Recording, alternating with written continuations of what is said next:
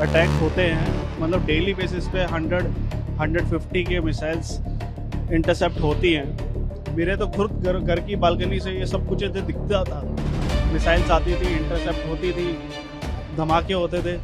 अब वहाँ सेफ है ऐसा कुछ नहीं है, बट यही है कि अलर्ट आ रहे हैं तो थोड़ा सा डिस्कम्फर्ट रहता है कि हाँ सुबह शाम जब आ रहे थे, अभी तो सब नॉर्मल ही है।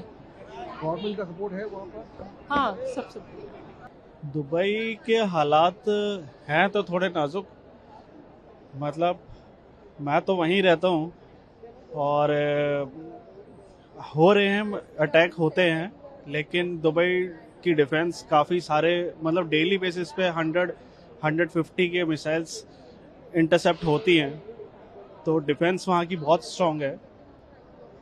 तो ना ऐसी कोई इंजरी हुई है अभी, इतनी ज़्यादा कोई ऐसी कोई इंजरी भी नहीं हुई है, तो है अभी है, लेकिन सब नॉर्मल तरह से चल रहा है, इतना ज़्यादा कुछ ज़्यादा नहीं है, क्योंकि यहाँ के न्यूज़ चैनल से और वहाँ के न्यूज़ चैनल में बहुत फर्क है। क्योंकि यहाँ जितना एग्जैक्यूरेट करके बता देते हैं उतना वो वहाँ पे चीज़ नहीं हो रही है। मेरे तो खुद घर की बालकनी से ये सब कुछ ऐसे दिखता था, मिसाइल्स आती थी, इंटरसेप्ट होती थी, धमाके होते थे, लेकिन कोई किसी को कोई हार्म नहीं पहुंचाता। बस बाहर से लगता है कि बुरे हालात हैं, बाकी वहाँ की जो सरकार है और इंडियन लोगों के लिए या अदर कंट्री के लोगों के लिए माहौल ठीक है, इतना बुरा नहीं है। हाँ, पूरा गवर्नमेंट का पूरा हेल्प है, किसी सिविलियन को किसी को कोई ऐसी परेशानी नहीं है। मेरा नाम नासिर खुयामी है, मैं जम्मू कश्मीर छात्र संघ का राष्ट्रीय संयोजक हूँ। जैसा कि आपको पता है कि ईरान में गुज़श्ता 2 हफ्तों से किस तरह की स्थिति बनी हुई है, जो दोनों मुल्कों के दरमियान जो वार की स्थिति बनी हुई है ईरान और इसराइल के बीच में, इस दौरान जो है हमारे भारतीय शहरी अलग अलग शहरों में फंसे हुए थे, जिसमें तेहरान है, जिसमें कोम है, मशहद है, किरमान में, क्योंकि दोनों देशों के दरमियान जो स्थिति से जो बनी हुई थी उसमें चारों ओर से गोलियों की घनगरज, एक्सप्लोजन, एयर स्ट्राइक्स हो रहे थे, और भारतीय छात्र खुसूसन और हमारी ज़ियारत करने वाले जो लोग हैं जो देश के विभिन्न राज्यों से हैं वो काफ़ी ज़्यादा परेशान थे, काफ़ी ज़्यादा फ्राइटनड थे, एंग्शियस थे। उनके पेरेंट्स जो देश के अलग अलग हिस्सों में थे यहाँ, वो फ्राइटनड थे, एंग्शियस थे, डिस्ट्रेस में थे। तो उनकी तरफ से हमें लगातार कम्युनिकेशन आ रहा था कि आप भारत सरकार के साथ मामला टेकअप करें, विदेश मंत्रालय के साथ आप टेकअप करें। तो हमने जो है उनका मामला देश के जो विदेश मंत्री हैं एस जयशंकर साहब, उनके साथ मामला टेकअप किया। फॉरेन सेक्रेटरी साहब जो विक्रम मिश्री साहब हैं, उनके साथ हमने मीटिंग की, और जो पाई डिवीज़न है Pakistan, Afghanistan, Iran division specific जो इस इशू के लिए इस एरिया को देखता है, उनके साथ हम, उनके आला अधिकारी के साथ हम गुज़श्ता 2 हफ्तों से कोऑर्डिनेट कर रहे थे। लगातार हम उनसे रिक्वेस्ट कर रहे थे कि आप एटलीस्ट रिलोकेशन का प्रोसेस शुरू करें, जब तक भारत सरकार फुल फ्लेजेड एक इवैक्यूएशन ऑपरेशन अपने छात्रों को जो है इवैक्यूएट करने के लिए चलाएगी। तो भारत सरकार ने पहले स्टूडेंट्स को रिलोकेट सेफर जगहों तक किया, जिसमें तेहरान है, जिसमें आर्मीनिया है, या जिसमें आर्मीनिया बॉर्डर के आसपास है, या जिसमें अजरबैजान बॉर्डर है, उसके आसपास पहले स्टूडेंट्स को रिलोकेट किया गया ताकि उनको सेफ वहां पहुंचाया जाए।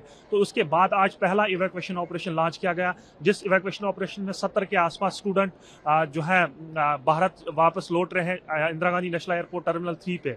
और इसके साथ साथ कहीं अन्य जो पिलग्रम्स हैं, जो जियारत करने वाले लोग हैं जो फंसे हुए थे, वो आर्मीनिया बॉर्डर से आ रहे हैं। ये बेसिकली कनेक्टिंग फ्लाइट है जो आर्मीनिया के यरवन एयरपोर्ट से आ रही है। ये कनेक्टिंग फ्लाइट दुबई पहले जाएगी, दुबई से लेके आज जो है 9:55 पे इंदिरा गांधी नेशनल एयरपोर्ट पे जो है आएगी। इसमें हम देश के प्रधानमंत्री नरेंद्र मोदी साहब का हम शुक्रगुजार हैं, देश के विदेश मंत्री का शुक्रगुजार हैं, देश के फॉरेन सेक्रेटरी का शुक्रगुजार हैं, और देश के आला अधिकारी जो भी विदेश मंत्रालय में है, मिनिस्ट्री ऑफ एक्सटर्नल अफेयर्स या तेहरान एम्बेसी है, जिनकी कोशिशों और अनथक मेहनत के बाद ये इवैक्यूएशन प्रोसेस आज लॉन्च हुआ, और तमाम स्टूडेंट्स सेफ हैं, सिक्योर हैं। क्योंकि इसमें खबरें ये भी आ रही थी कि कश्मीर घाटी से एक स्टूडेंट को जो है उसको मारा गया है एक्सप्लोजन में, और एयर स्ट्राइक की वजह से जो है उसका जो है उसकी हत्या हो गई है।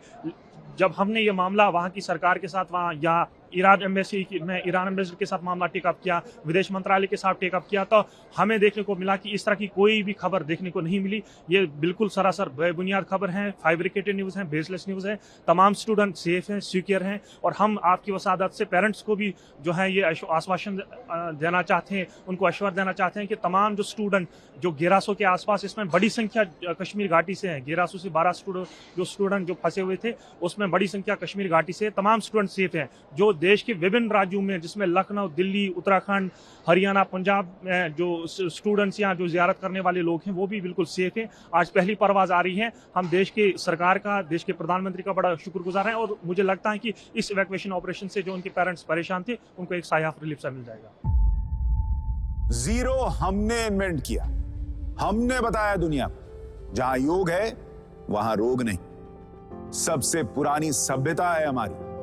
गुलामी से तो और देश भी लड़े भाई, पर आजादी के लिए अहिंसा का रास्ता बस हमारा था। अपने पसीने से जमीन सींचता किसान और घर में घुसकर मारने वाले जवान, बस इसी मिट्टी ने जने हैं। इसके हाथ ने जब थामा जज्बा तो इतिहास रचे।